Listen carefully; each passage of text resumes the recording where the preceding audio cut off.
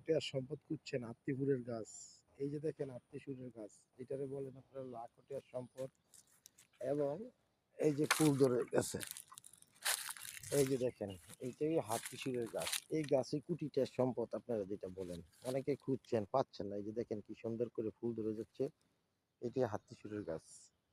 অনেকে অনেক নামে চিনেন, যদি কারো দরকার পড়ে তো কমেন্ট বক্সের নাম্বারে যোগাযোগ করলে সংগ্রহ করতে পারবেন।